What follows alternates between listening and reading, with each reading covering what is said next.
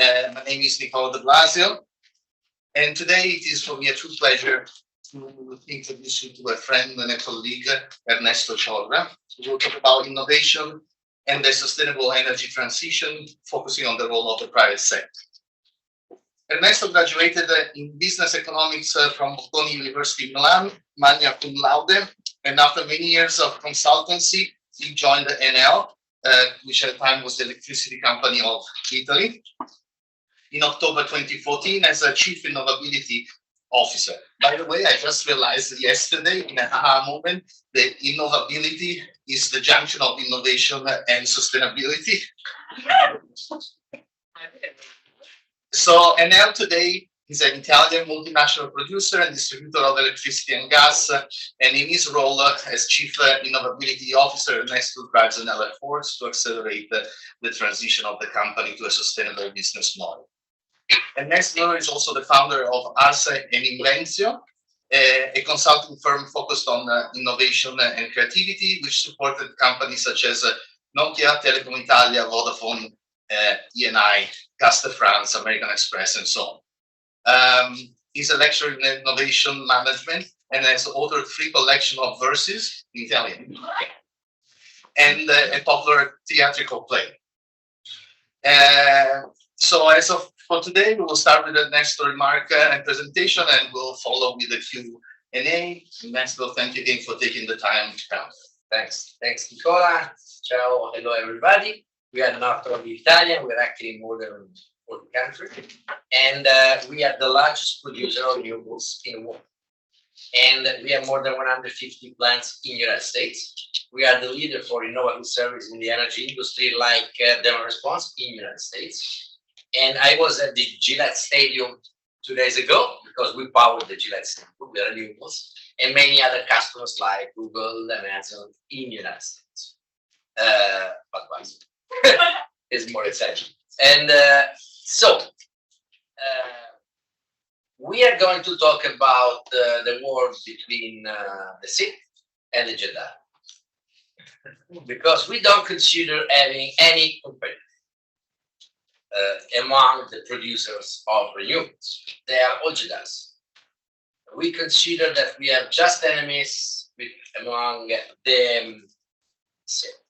So the dark side of the force, the producers of fossil fuels that want to produce electricity just using fossil fuels, because we think that the humanity needs renewables, and we want to share everything that we know with other producers of renewables. Why we don't consider them as competitive? We have 100 billion to be invested in the next 10 years. 100 billion to maintain more or less our current market share, that is 2% global level of the market of renewables. So keep maintaining just 2%. This is our willingness. There is another 98% for other producers of renewables. The battle that we want to win is the battle against fossil fuels, not in favor of our shareholders, but in favor of the humanity, in favor of our role, our presence here, because the climate change can kill humanity, not our company. And we think that innovation, sustainability, and sustainability must be managed together. Why? Because why do we change every day? Do you know that every 2 hours we change the skin of our lips? Every 24 days, more or less, 2024, we change the whole skin. The 90% of dust that you have at home is made by cells, body cells, your skin. And why do you change? Every 15 years, you change the 99% of your body cells, even the bones, even the brain, even the heart. You kill yourself to be born again. Every 15 years, the person that you had in your mirror in front of you, right? And you are born again. And why do you change? Why do you keep part of yourself to survive? Change is mandatory to survive. But the same happens in companies. They must change their processes, their products, their services, their technologies. than business models. Because the world is changing. Outside, the environmental needs, the customer needs, the technologies, the rules are changing. If companies don't change, they die. I was supporting a leader, very famous company called Nokia mobile phones. At that time, they had 72% of the global market share. They refused an alliance with a company that they defined a corporate zone. It was a company very close to that some years before. They had the chance to adopt the operating system of this company, but they refused. They prefer to do it alone instead of having a partner, because they thought we are the best ones. We don't need anyone else. That corporate zombie was up. And according to the agreement, the potential agreement they could do, they could manage a leverage the operating system of Apple using the devices made by Nokia that were the best ones. They refused because they thought that they didn't need anyone else. This is exactly the opposite that we think. We need other people outside. The best ones don't work for your company. It doesn't matter in which company you are. The best ones are always outside. So you need the providers, you need the customers, you need the employees, obviously, but you need also independent startups. And thanks to them, you can better yourself, you can be part of yourself every day to reborn, to renew yourself as a company in every department. The legal department must change, the finance department must change, the HR must change. Because if there is a company with new product, but the rest of the company doesn't change, you know what happens in a body? The body dies. The illness comes when the body is not able to kill itself and to be born again. So the same should happen in our company, it should happen in the energy sector. How can you power renewables if your finance department is not adapting itself? And how can you manage renewables if your HR is not able to find the new competencies, people with new skills? How can you change the world if your people managing the relationship with the regulatory features are not able to manage such a revolution? All the company must change. I'm not saying that you must fire them, but you can change with them. You can change involving people outside the company. I have a very fast game that I want to play with you. Let's start with a game, just people like prefer games rather than listening. And let's do this game. Please, I ask you to say loud this very simple sum. Look at the screen, please. 1,000 plus 40. How much is it? 1,040. And now, 2,040. say louder. Now, 2,050. now, 3,070. now, 3,090. now, 4,090. and now, 5,000. 5,000, 5,000, I'm gonna say 5,000, 5,000. She's saying yes. No, Okay. No, the first answer is the right one. You said 5,000. Okay. You look probably 19 years old, and so you have studied mathematics at least for 30 years. So I have hacked your brain, and I have canceled 13 years of mathematics in 30 seconds. Because you say the wrong result. And the same I did. I made this game with thousands of people. I made this game obviously with a bunch of professors coming from Harvard, MIT, Berkeley, and another university. I have asked a friend, Professor San Giovanni Vincentelli, who was among the founding members of 3 companies, and now the value of these 3 companies is more than 30 billion. And he said 5,000. So be comfortable with your answer. You are in good company, but the real result, if you ask a 7 years old guy, he or she will say the real result. Because he or she will not be as fast as you were. He or she will take time, say 40 plus 30 plus 20 plus 10 makes 100. So if I add 100 to 4 times 1,000, it makes 4,100. But you didn't take enough time, the time that he or she could take. You were faster. You have learned the rule, you have applied the rule, and you were wrong. Because the dominant rule was add 1,000, add 1,000, add 1,000, add 1,000. You learned the dominant rule and you failed. What can happen if in 30 seconds I act your brain canceling 10, 20 years of mathematics? What can happen in a company in a second? You are imprisoned in the cage of dominant rules. You know what you have to do, you have to do, you have to do, you have to do.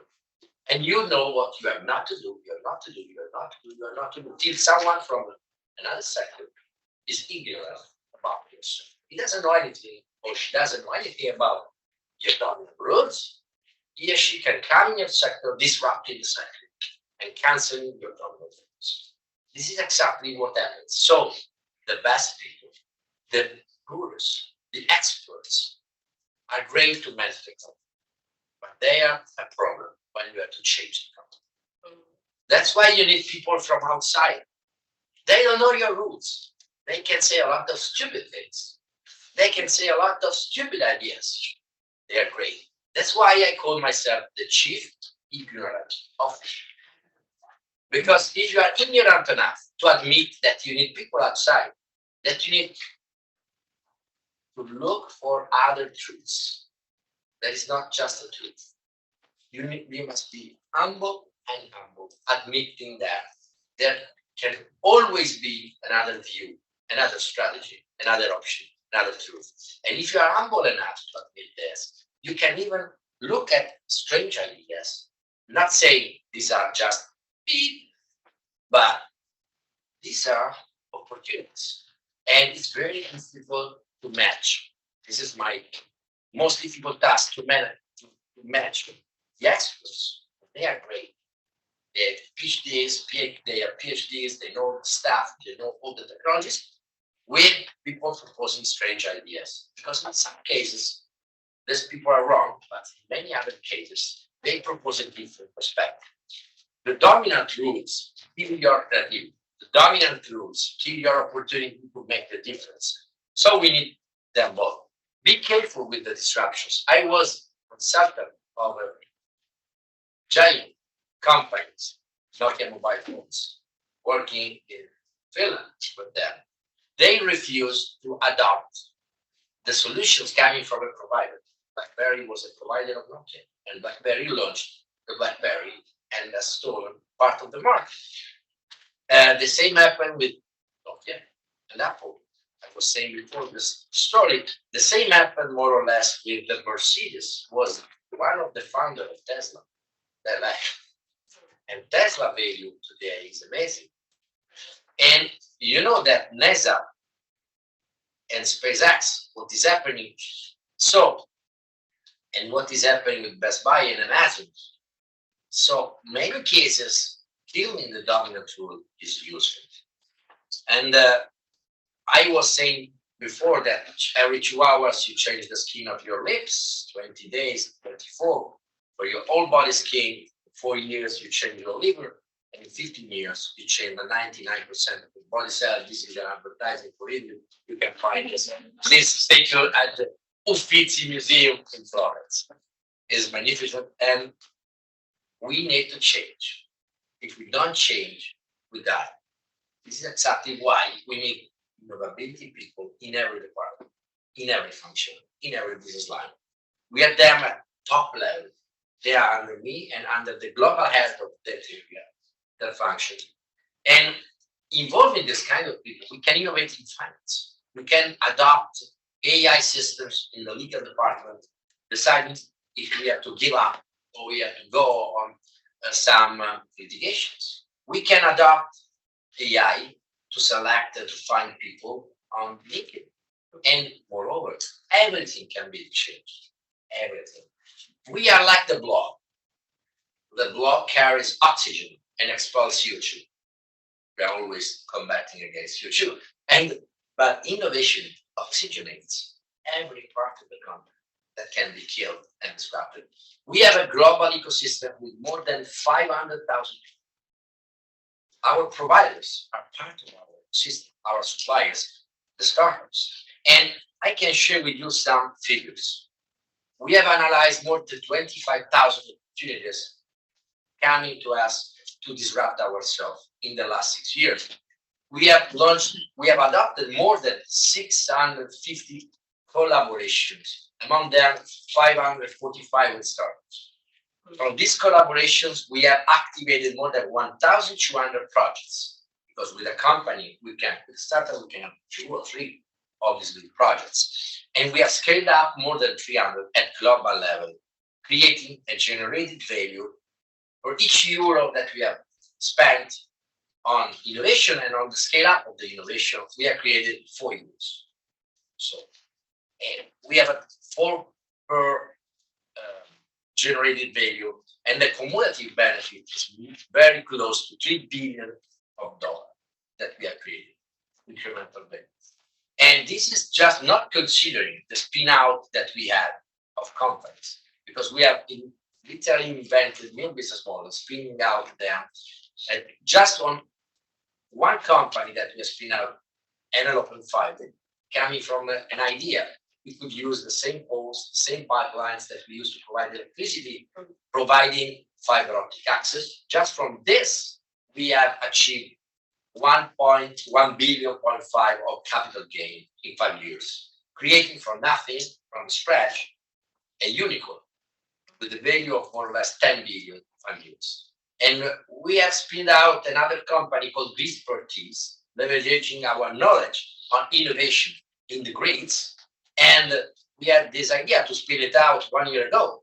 We have sold the 50% of this company some days ago, getting 500 million. So we have created another unit in 1 year.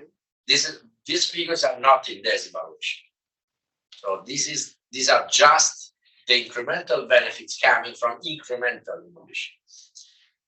How do we work? We have a huge network of labs and hubs. We have hubs in Boston, in San Francisco, in Tel Aviv, in Rio, in Santiago de Chile.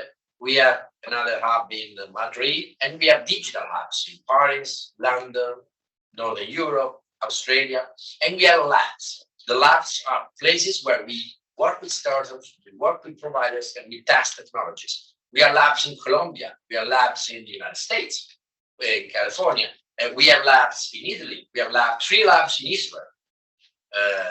We are the partner of MasterCard on cybersecurity in finance and in electricity, in energy, because unfortunately the cyber wars will involve finance infrastructures and energy infrastructures.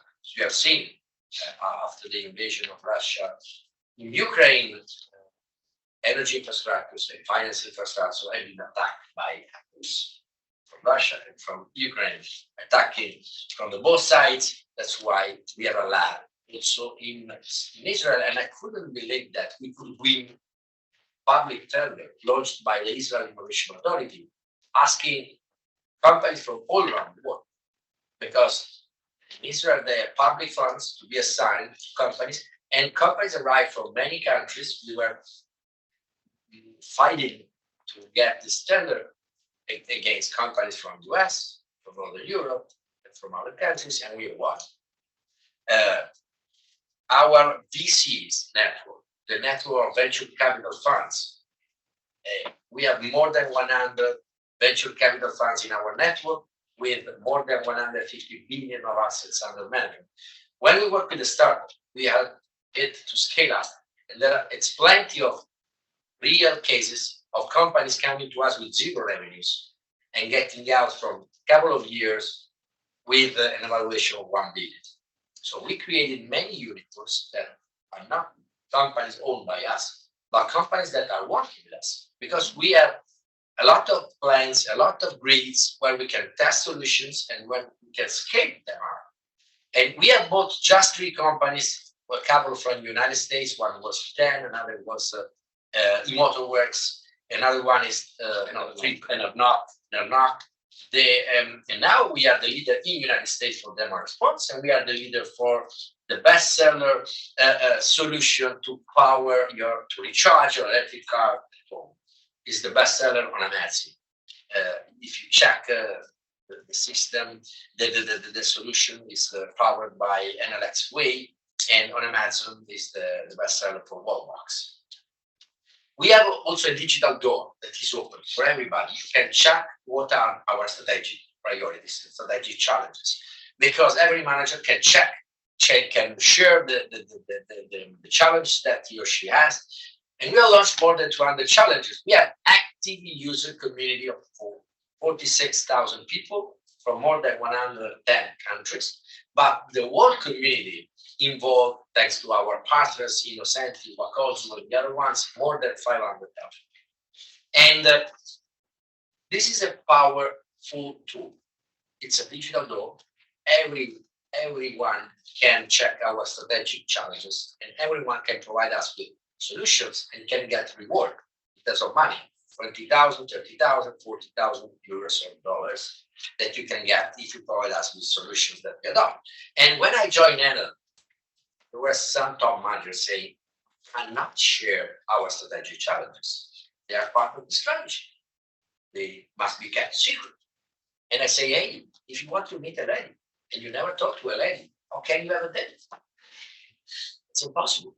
So if you want to find someone who can help you on your strategic challenges, if you don't share, you will never find anyone who can help you. The reality was that previous Enel didn't want to share because they thought they didn't need anyone else, like it happened at Nokia. No, Apple was considered a corporate zombie they didn't need. Apple took 3 years to develop a physical, real mobile phone because they were ready for this alliance in 2003. But after they got to know, they had to develop. They made a magnificent job, but it was that decision killed Nokia. We don't want to be killed by our closeness. We want to be open. We want to be humble. We want to admit that the best ones are outside. That's why we have this digital door, openinnovability.com. And we have many industrial partnerships. We collaborate with Microsoft, we collaborate with the European Space Agency, and we have planned the future powering system to power the future moon base. We have won an international tender. How can we power the future moon base? What kind of grids on the moon? What kind of mini grids? What kind of powering systems? Working with Thales Alenia Space, they had a strong knowledge of the space industry. We hadn't, but we had a strong knowledge of the energy sector. And thanks to this collaboration involving also startups, we have found some technologies that we are using now on this planet. I give you an example: the wireless transmission of energy, not of data, is possible in today's existing technology with a high TRL, and we are using it to recharge our rover in the middle of the desert, where we have 100,000 of panels that must be cleaned, and we are using robots to clean these panels. But how can we recharge the robots? With a beam, transmitting energy with a wireless technology. This is what we are doing, and we have got the technology analyzing how can we recharge the rover on the moon base. Do you think that people will plug in the rovers? The astronaut will do it with a cable? No. They will need a technology, a wireless transmission technology to power and to recharge the rovers. So we are not ready to recharge your car with a beam in the middle of the city. People could be scared, but we do it in the middle of nowhere, where we have big plants, amazing plants. We have also amazing plants in the United States, and we are getting these technologies. And obviously, there are technologies that we use here that cannot be used on the moon. We have an innovative plant in the United States under construction, the first big plant of energy vault, gravitational storage, no pollution, no rare earths, no rare materials, no geographical dependency. We use weights, and when we have energy, we lift the weights. When we need energy, we use the gravitation to move the weights and to activate turbines and to produce electricity, providing ancillary services. We will be the first one in the world the first one in the United States. We have invested a huge amount of money to make it happen in the United States for the first plant, and this is useless on the base, unfortunately. So something that we can learn in space, from space, we cannot use here, and something else we can use it. And we have a strong alliance with many universities. Obviously, Harvard is one of the most important. I didn't mention it here, because it's obvious we are here. But we are collaborating with Columbia, with MIT, with Berkeley, and the other stuff. And there are many companies that, such as Amazon Web Services, we are collaborating with, and Salesforce. And it's very important for us getting ideas, proposals, and having joint teams to innovate, because they have the dominant rules that limit them.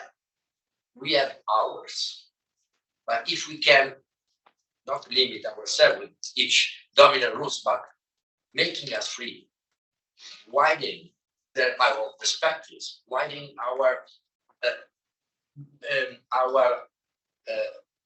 sector limits, going beyond our sector limits, it's great. It's always a great opportunity for us. How do we manage innovations and new technologies? Blockchain, sensors, data monetization, wearables, hydrogen, advanced augmented and virtual reality, robotics, drones. How do we manage them without any boss, without any hierarchy? The rebels, the innovators, they don't like having a boss. They hate hierarchy. We don't have any structure, any formalized structure. We have copied how the Impressionists were managing themselves. Do you know the Impressionists? Manet, Monet, Degas, Madame, maybe was the right, but Cézanne, Pissarro, Van Gogh.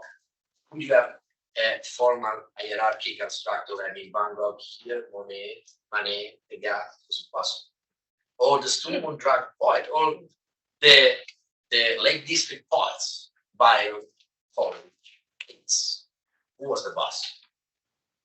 Probably the wife of Byron, but no, the wife of the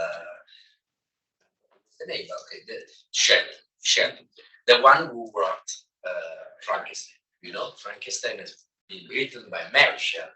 No, it's a joke. Nobody was the boss. Because people, the genius, doesn't like having a boss. And even the rebels don't like having a boss. And our people don't like having a boss. They are pushed by motivation, by passion, by what they like. So we have out, and we selected these people. We have not selected them. We have asked people, hey, this is a community. Who loves blockchain can join without asking any further. If you are bothered by your colleagues or by the discussion that you are having, you can leave whenever you want. You can join, you can leave. And it doesn't matter how much time you spend in this community. You are allowed to do this. And obviously you have your everyday job activity. But your boss must know that whenever you need time for this, you must be free to join and free to spend time for this. And thanks to this community, we have achieved more or less the 60% of the scale up that we have done in the last years. So this is the most powerful innovation organizational tool that we have. And it goes against all the paradigms, all the rules that we have in the traditional hierarchies, in the traditional organizations, because we don't use control, we use commitment, we don't use bosses, we use passion, we don't use the traditional ways to manage the company. We use the willingness and the commitment of people to push them, go beyond the rules. And it's very effective because in these technologies, we have invited people from outside, but we are not decided. The community just decided.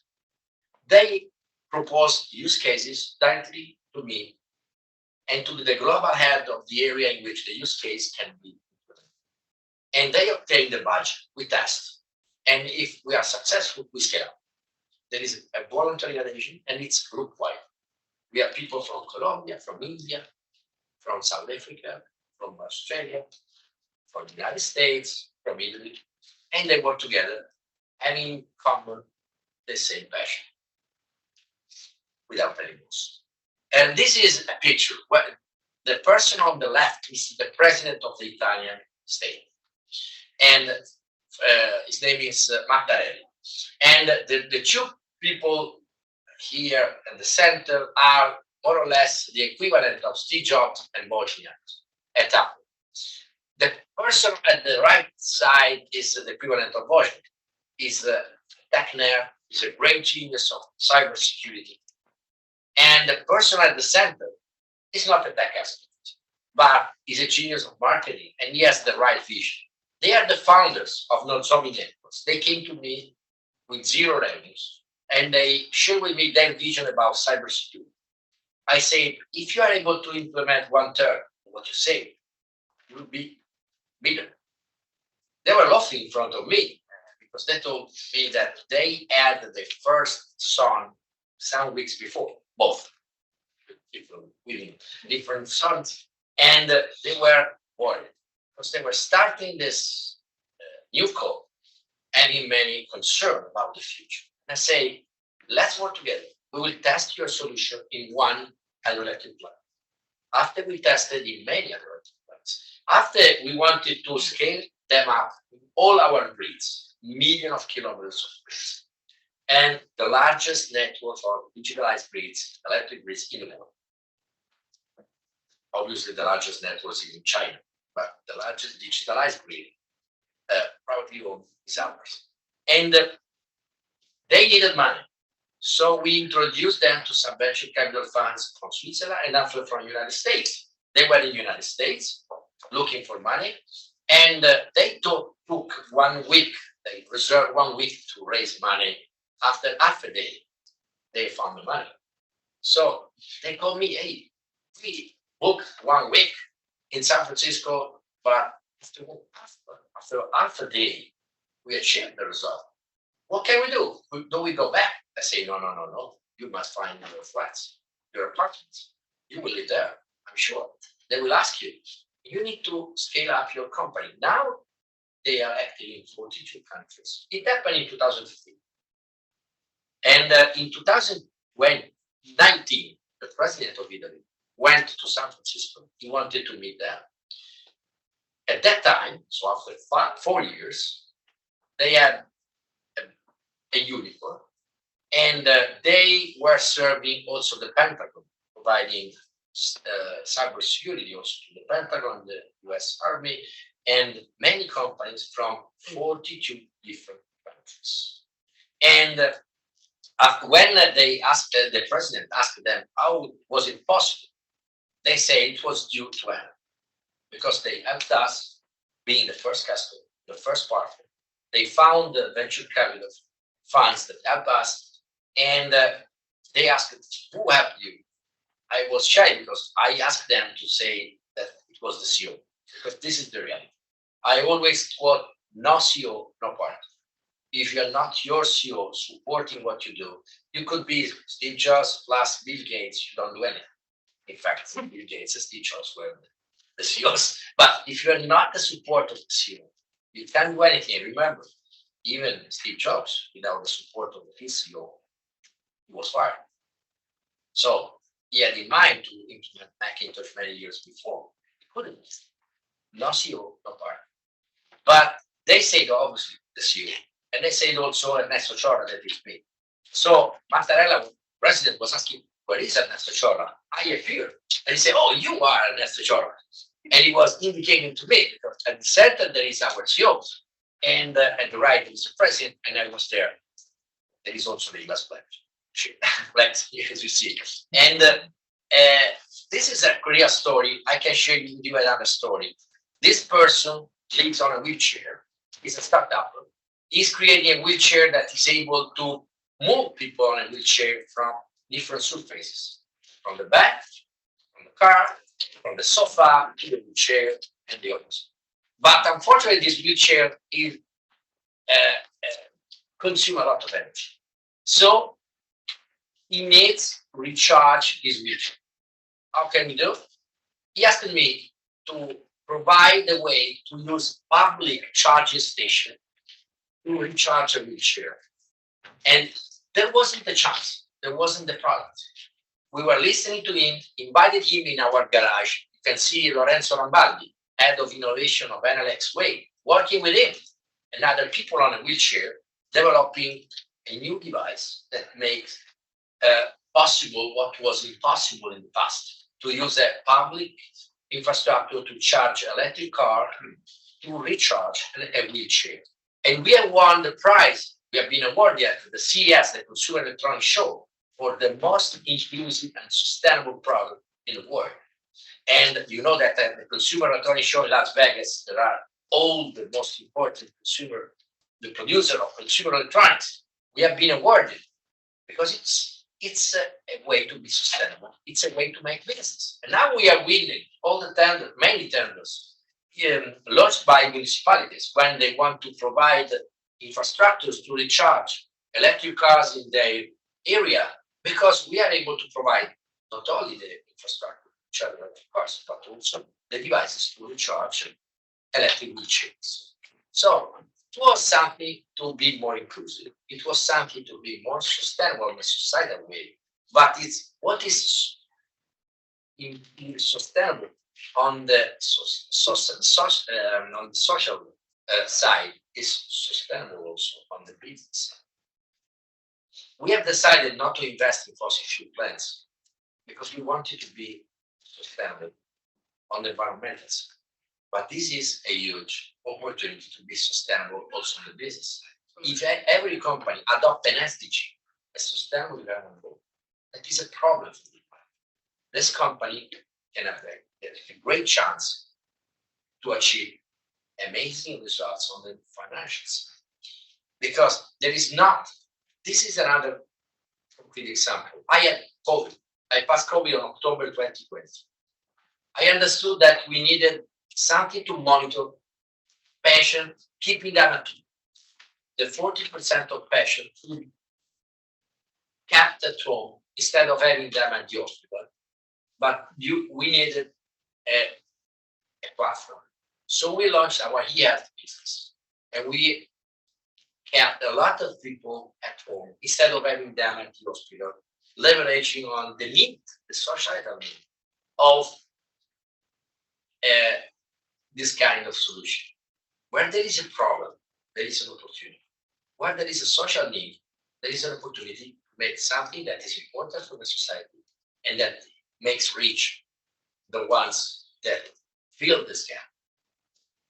This is Fabio Bosadelli, 30 years old, 2 degrees and plus an MBA. Is deaf. You cannot hear anything. He came to me saying, how can I join a video conference? I'm deaf. I will not have enough career. I will not be able to be included as the other ones because I'm deaf. I cannot read the lips in a video conference. So he came to me before the pandemic. And we have found together a solution. Payos is a startup that provides a full integration of employees and customers of our call centers. The deaf people can make a normal phone call with our call centers. And our employees can manage a video conference because what the call center people or the other colleagues say appears on the computer or on the mobile phone as text. What they want to say, they can write. And the other ones can hear the voice. So we have integrated, fully integrated, deaf people as customers and deaf people as colleagues. And what happened? That families of deaf customers became loyal to Enel. Is there sustainability? Yes. Is this a way to solve a social problem? Yes. Is this business? Is this a way to distinguish yourself, having a competitive advantage? Yes. So there is no distinction between business and sustainability. Sustainability is the way to survive, and innovation is the tool to achieve it. We have extended a service to Spain, to South America, and what does Poste Italiane today? is the leader of the robust team. This team, more than 100 people, providing drones and robots to better serve our clients in the world. The global leader is Fabio Bosadelli, 30 years old, today a manager, with 4 steps in his career in 3 years. He couldn't achieve these results without this technology. But he was great. He was definitely skilled. This is a concrete example. I give you another example, and I end my speech. This one, green hydrogen, cloud seeding. What is cloud seeding? We are not rain. Can we see the clouds to get rain? We need it for our hydroelectric plants. We are not doing it, but this is something that is beyond the 85% of our budget. The 85% of our budget is aimed at achieving concrete results in favor of our 3 years plan. 50% is aimed at investing on something beyond the 3 years plan, like cloud seeding. This is the example of how we want to build up our powering system for the moon base. And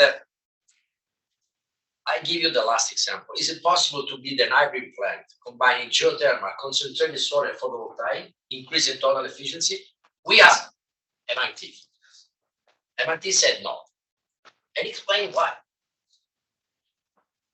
They made a great job, great analysis, because they gave us 3 reasons. We transformed these 3 reasons into 3 challenges, and thanks to these 3 challenges, we did it in the United States. This is the real example of this, and we made possible what MIT called impossible leveraging a startup from Israel and leveraging independent innovator who became head of our operations in the United States. He was a nuclear engineer active in the US Marine Force, and leveraging the passion of a colleague who passed away some years ago. He found extraordinary solutions. And when he died, the Global Geothermal Alliance issued an award in his memory. But he was great, he was genius, but just with him, couldn't do it. So we needed to admit that we needed people from outside, and we did it and made it possible. It's important to understand that it always seems impossible until it's done, as Mandela said. I was in a meeting, and this is just the last example. I was in a meeting at Dallas with 2 important people, definitely much more important than me. One was Al Gore, former Vice President of the United States. The second one was Bill Gates. And they were saying that sustainable finance is great, but unfortunately, it doesn't allow you to save money. Because even if you are sustainable, you have to pay your corporate interest rate that is related to who you are. And you have not any chance to use sustainable finance to lower the cost of your interest. I have got some loans, and I say publicly, we will do it. We will make possible to save money because we are sustainable.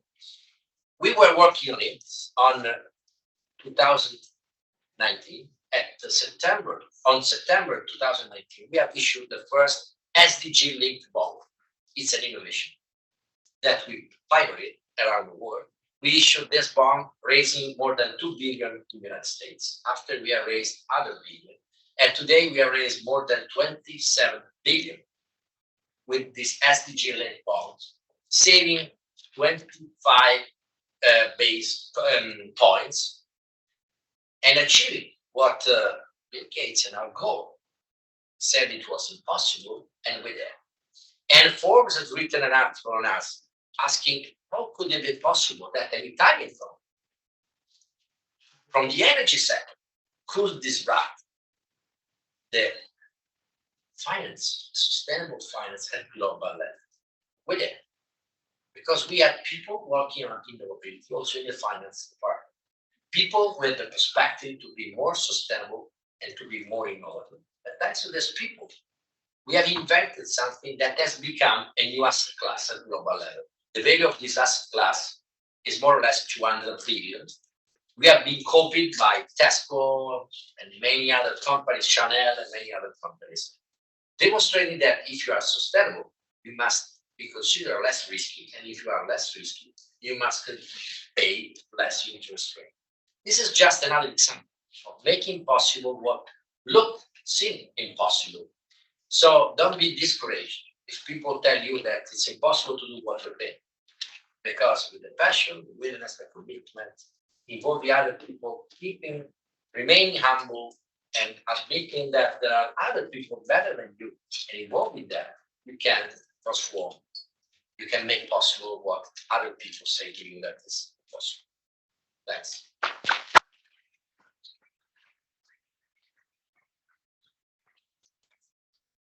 Want to check if you have any questions while this checking if we have questions online, please. Can I go? Many thanks. I really follow the work that you've been doing like an enterprise for a long time. I'm Erica, I'm a mid-career. And what I wanted to ask is in the context of the governance where we are, because this is the school of government. So you started by saying climate change as the power that you're facing. You are really showing that the private sector is going faster. And there is my question, because we are just having the COP now, and we see this fragility of the multilateral community. We don't see that we are advancing as fast as we want to. And we see that the private sector, well, you show, you're advancing at a pace that I'm even interested in moving into the private sector, because it's like, well, from here, I can really implement something. So based on that, I have two questions. Do you think that the ESG in this context has really a future that can make a real gain in terms of climate change? And the other one, what is Enel doing in terms of the relations with the government? Like, are you implementing public and private partnerships? Because it's also all of the regulations. How much things do you do with the government in that perspective that the government also has to work on this? I will try to answer the two questions. First of all, ESG as a future or not. ESG represents a social movement. So whatever comes from the society will have a future till the humanity will keep alive. Because I don't think that technologies will have a future. Every technology can be killed and respected. But what is human, what comes from the society will resist, will survive till the humanity will survive. And ESG is respecting the common house, as the Pope said, in which we live. So if we don't want to live, okay, we cannot respect, but with that. So I think that ESG and the SDG as goals are a powerful source of competitive advantage if you are able to achieve that. So find the problem and look for the solution. And in the journey looking for the solution, you will find a lot of products, services that you can making also money. There is not sustainability against business. There is a sustainable business that can make you rich. And about Enel and the relationship with the government, yesterday I was commenting with Professor Stevens of the Kennedy School a real case. We invented with a startup from the US the vehicle to grid business. We were ready to launch it in Italy, but it was illegal. It was forbidden. So our head of regulatory affairs told me, you can't do it. It's illegal. And I asked, is it in favor of the society, of the grid? It makes the grid more flexible. And she replied, it's illegal. So let's talk to the government. And we were in talk with the government. And the government said, okay, in 3-4 years we will do. And we asked the government from UK, they said, a couple of years we'll do. We asked the Danish government. They said in 15 days we will do. They issued a rule just for us to allow us to make it possible. And we did it in that one. And after famous politicians said, oh, Enel should copy what the Danish people are doing. They are great, they are innovative. Why are you so old style? We replied, we are doing it in Denmark. And they went to Denmark to check who was doing. And we were doing. And the Danish people told, we are doing this thanks to Enel. Enel is the real master of this vehicle to great business that we did with a startup from San Diego, Nokia, that is quoted today in the stock market. And we were pioneering such a new service that was illegal. So the rules must change. People, you were mentioning the governance of the school, and I think that you must contaminate yourself with that people. You must contaminate yourself with companies. You must open up boundaries of the school in your governance also, the strangest people, the misfits. Because with our MIT neighbors. yes, why not? Why not? Of course, I've got a lot And of because those classes. when I joined Enel with a pair of flip-flops, shorts, and a t-shirt, I looked like a misfit. The head of HR, when our CEO still are, I think, yes. And when our CEO asked me to go to the head of HR, she was writing after she didn't know me. She was looking at me and she said, please do what the plans come after. Because I have a meeting and she didn't know that I was the person that he has to meet, but she thought I was a garden. And this is normal because I was different. I think that it's useful for you to mix your people with different people. And it doesn't matter if they are from US or from abroad. It's important they have different visions, different perspectives, even different roles. Because you have seen before with the game. Unfortunately, you are in the prison of our knowledge. More we know, less we are innovative and creative. So we need to speed up our activities. And with the governments, we talk every day to change the rules. There is a famous quote that I really love from Pablo Picasso. He said, you must know the rules as a pro. You must change the rules as an artist. This is exactly what we want to do. And I always ask my people to know the rules, but not to be slave to the rules, to find a way to change the rules and to change the world if it's useful for the world. So my Lord is the community. My Lord is the society. My boss is the final customer. This is because he pays for all our fees.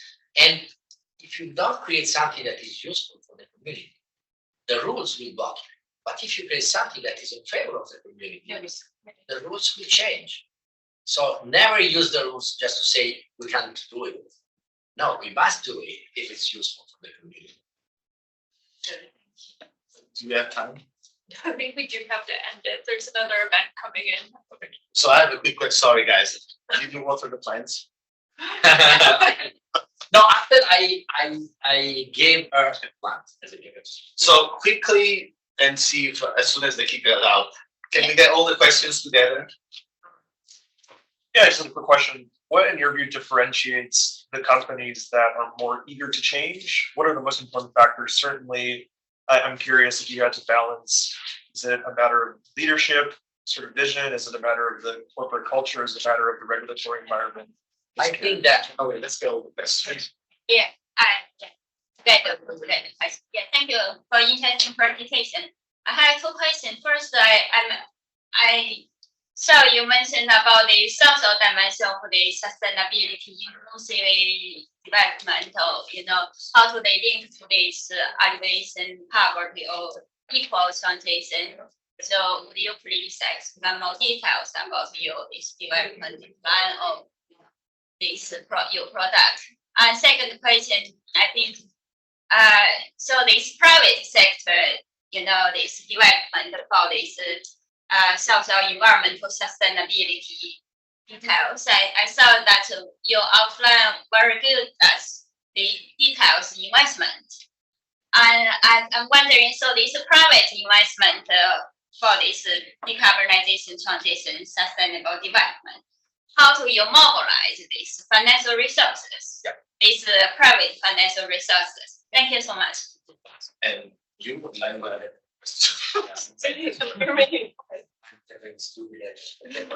well, you can answer whatever you want. Yeah.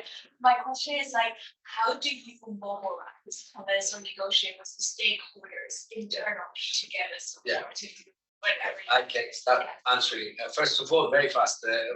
What makes the difference? The CEO and our partners to create a sustainable progress. We want to create a sustainable progress. Sustainable progress means not only economic results, but social, environmental results. About how can we find money? The bonds, the sustainable finance tools that we have issued and literally invented provide us a bunch of money. And moreover, we use sustainability with communities. We don't implement any investment that is not in favor of the community. We have the permit to establish big plants that could distill water, from sacred river, from communities in Chile and in Peru. We said we don't want to implement such investments. We prefer to invest in solar plants, involving communities, providing them decent job, involving them in the installation, in maintenance, cleaning activities, and helping them to grow up. It's a shared value approach. We want to get value from the communities, sharing the value with the communities. And how can we mobilize internal people? We have innovability agents everywhere.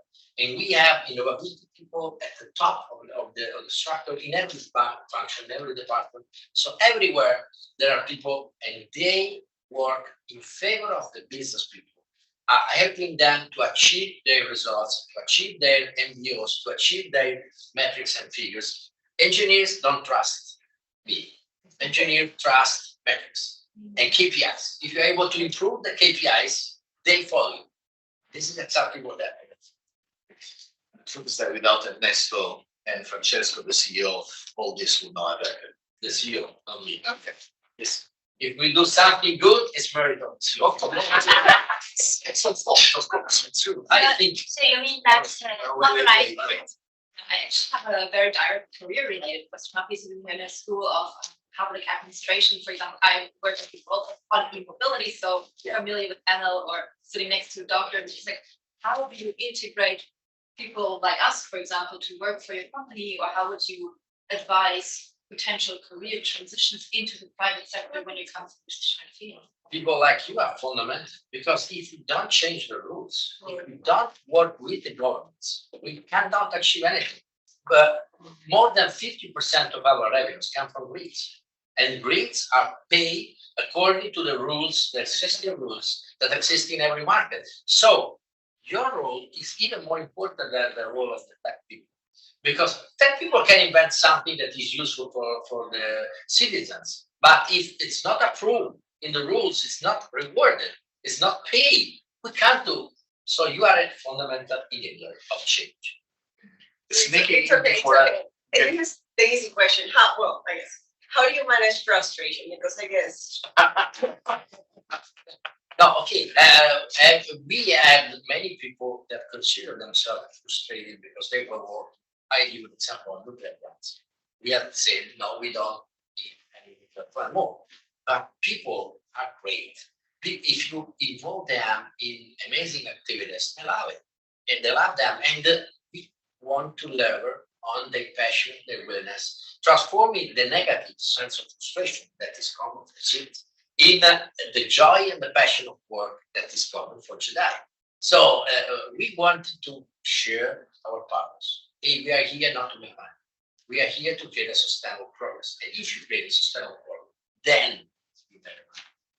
This is not the opposite. We don't want to use CSR as a way to say we have a bad business model, but no, we want to choose a sustainable business model in a sustainable way.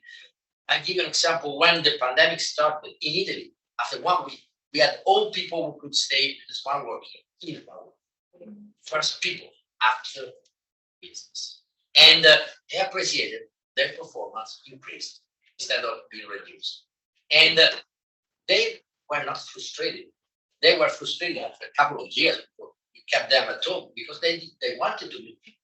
Because we are not digital. We will be digital and we will be that. But we are physical, so we need a digital experience, not a digital life. From my point of view, it's better to stay together. But we put our people before our business. This is a powerful way they are perceived it, to involve them and to keep them, to make them loyal, not to the money, but to the sense of purpose that they have. The best actors in the photovoltaic area, they are coming to Italy, working in Sicily from US, from Belgium, Norway, many countries, because we are pioneering this sector, building up. The weather is better. There is the Etna volcano. There are a lot of stuff, obviously, but they can accept even to get less money. The cost of life is definitely cheaper, but they can accept even to get less money to be part of this revolution of renewables. And we are building up a big plant, a gigafactory to produce photovoltaic panels in a different way, with difacial technology, with ether junction, with perovskite. We achieved we achieved the record of the production of the cell, the commercial cell, 3 times the worldwide record. And this is exciting for some people. They are in love with technology. They are not in love with money. Okay. Let's go. Thank